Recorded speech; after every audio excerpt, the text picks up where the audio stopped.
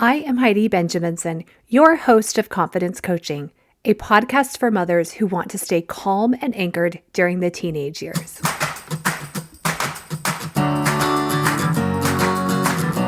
Life isn't a spectator sport. Success comes to those who show up every day with a pocket full of courage, grit, and a little sparkle. I'm glad you're here.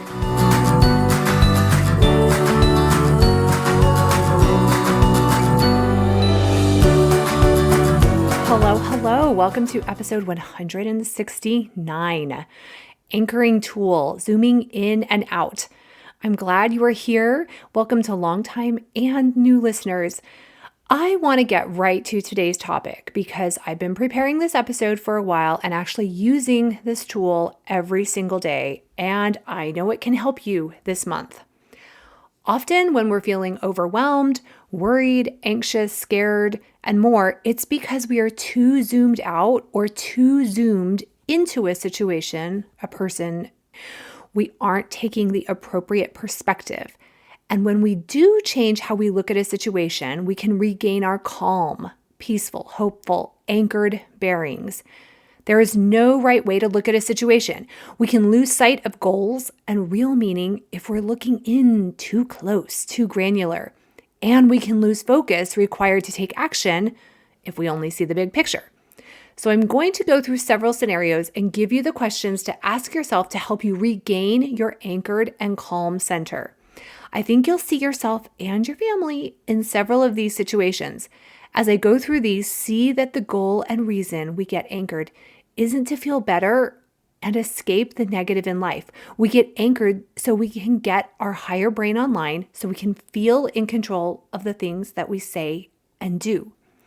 A few weeks ago, about the week prior to Thanksgiving, I started to feel my chest tighten. I was looking at the calendar through the holidays and into January. I have memories of past holidays, how much work it is for me, the additional work of getting gifts, mailing packages early, cards, 2 sets of guests are coming, pressure that I put on myself to plan fun things for my family, holiday parties. At the time, I still had 2 trips to take and more. My chest tightened. I felt defeated and overwhelmed, and nothing had even started yet. I was losing my power to see these events, thinking that they were all happening to me, and I wasn't the one choosing each of them. I was too zoomed out. I made a list of everything I wanted to do until the beginning of January. I listed each thing, each activity, and realized I just have to do one a day. I reminded myself I only have energy for today. I was suddenly calm and focused. I planned what would get done each week. I reminded myself that I will just do one thing a day, or the things I put on my list, to not tackle what wasn't for that day. And I was suddenly very calm. Zooming in to where is my power and what can I do now instantly brought me out of overwhelm and into calm focus. I could take action, which I wasn't able to do with that dread and overwhelm. In fact, I reminded myself I really want the things on my list. I want these activities. And yes, at times I might get frazzled, maybe, but zooming in also helped me take things off of my list or reprioritize. What will mean the most to me and my family? We don't have to do it all. My family will remember how they feel at home, how they feel around me, more than they'll remember what we did, how much food was homemade, and more. My husband helped me zoom out and change my attitude about Black Friday, the day after Thanksgiving. My daughter loves to go Black Friday shopping and has gone in the past with friends. She missed it last year and she has been saving money, and she did extra jobs at home to earn money to go on this day. She had plans to wake up early, like be at the mall at 6, and I kept saying, "Oh, no problem, I'll see you there at 10. Then my husband said, "Heidi, you have 2 more Black Fridays with her before she's in college." He zoomed me out and saw the perspective of 2 years, not just the perspective of one good night of sleep. That changed plans for when we went to bed. It changed my attitude. It changed who I was and who I wanted to show up as the next day. I appreciated shopping with her. I appreciated each store, each attitude, the experience, so much more. I was beyond exhausted when we returned home 8 hours later, but I liked my attitude and I liked my choices that I could only get by zooming out to see what that day meant in the bigger picture. I had to do the opposite when plans and circumstances changed for my college son, and last minute, he wasn't doing what he had planned, and it kind of made me sad for him. I zoomed out and realized in the grand scheme of Thanksgivings, he won't remember this one as below his ideal holiday, and I shouldn't get hung up on how things fell through. I didn't want to make a big deal out of something that wasn't a big deal. I wanted to control my energy when I talked to him and allow him to experience it how he would experience that day. Zooming out and seeing my children's lives on a continuum, hoping they live to 100, has helped me stay calm and peaceful when they struggle or make interesting choices. I see the high anxiety energy around college choices as if these choices determine the rest of the person's life. We put ridiculous pressure on high school seniors to answer the questions we give them, which can include me, although I'm really trying to change. What do you want to study? Where are you going to college? And so on. I'm trying to normalize making the next best decision, knowing many decisions can be changed. Not all, for sure, definitely not all, but some can.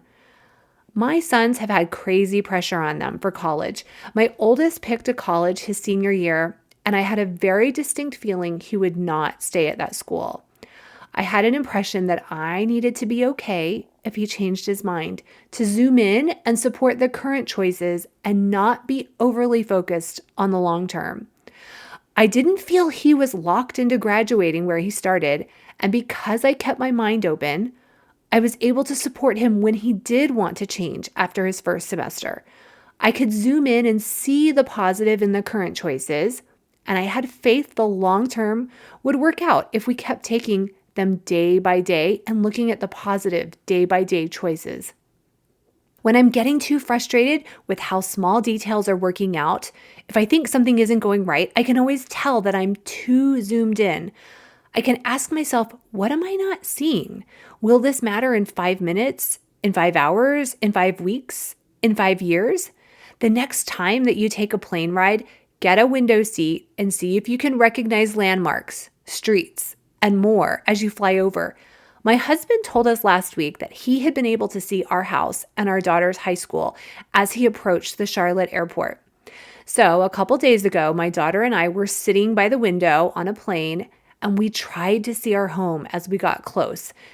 The view from the air is so incredibly different. Small details disappear and larger things come into picture.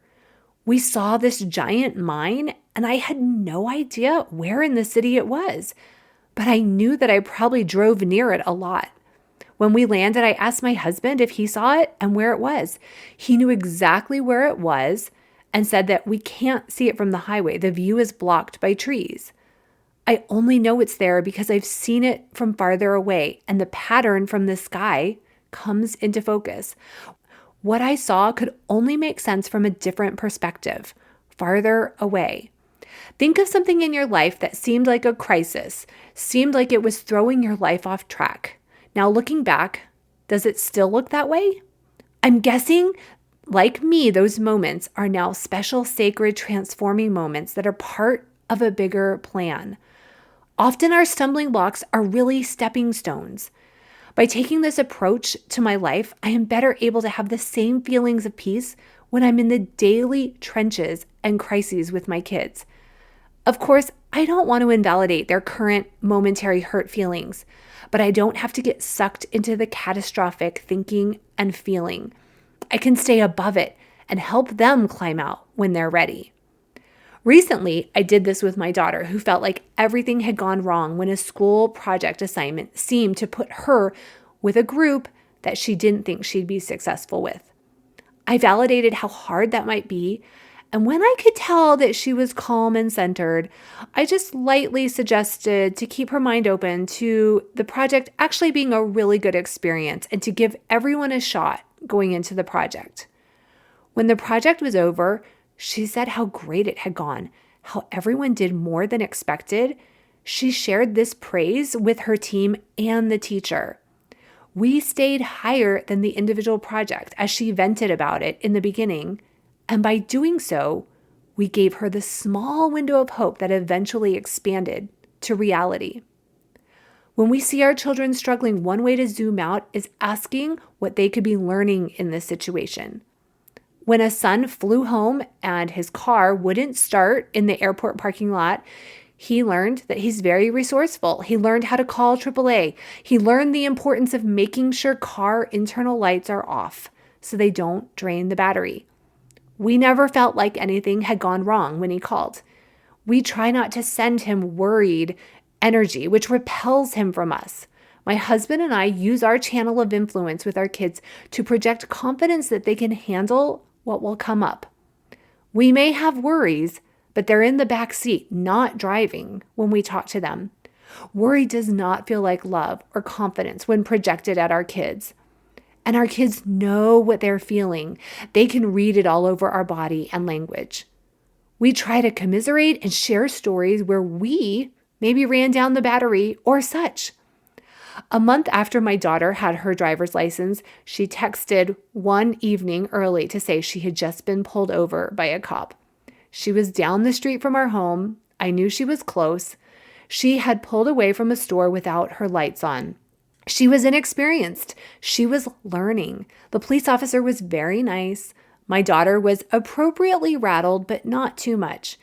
She learned from that experience, and she didn't need me to send her a single negative vibe or worry. That would not have helped her. My husband and I were calm. We wanted to hear the story. We pointed out other cars that are hard to see, but she didn't need us dogpiling on her negative energy. I overheard my daughter telling the story to someone a few months later, and this person was not calm at all. They acted super alarmed. They were projecting judgment and shame, and I saw that it shut my daughter down from sharing the story. If the house is on fire, y'all, we should be alarmed. Otherwise, a calmer, anchored approach will calm those around us and help them process through any situation. I've heard people say they don't like to exercise at all. They don't like how it feels. I want to say to them, you exercise for an hour for how you feel the next 23 hours. Any movement of our body has more meaning and is more enjoyable in the moment when we realize it will positively affect the many hours that come after. So we zoom in to see what the effects will be when we zoom out. I've taken this approach with what I need to do for the holidays.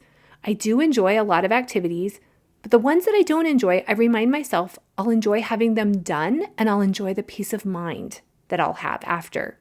Zooming in and out helps us see how small habits, daily practices, how we talk to people, the online comments we make, the energy we bring to work and to our family, the small interactions are the individual threads creating our character and creating who we are becoming. Are we becoming positive, anchored, powerful people, or are we becoming negative, powerless, victim energy people? So you play around with the questions to get your power back. Will zooming in or out help you feel more calm with your teen, with your family? In closing, especially in honor of the holiday season and the presents that we give each other, I find zooming into conversations, paying attention to the person I'm talking to, really being in the moment and being present is the best present I can give myself and give others. This morning, I had a thought to call my parents. I did so, and I resisted the urge to do household tasks while we talked. I wanted to be present, to hear their words and sentences, to see if I could tell what they were feeling. The moments matter. They provide small connections which build relationships or weaken relationships. Zooming in to see everything right, not wrong in a situation makes room for acceptance and pushes away doubt and fear. Our family needs more of our acceptance and love, and much less of our fear, worry, and anxiety. That's it for this week. If you would like emotional calm and control in your home, sign up for a consult at HeidiBenjaminson.com or DM me on social media. Your example will change your family. A confident mother is the greatest gift to her family not a perfect mother. Our families want us to feel confident, anchored, and calm. I can help you uncover this version of yourself. Have a great week.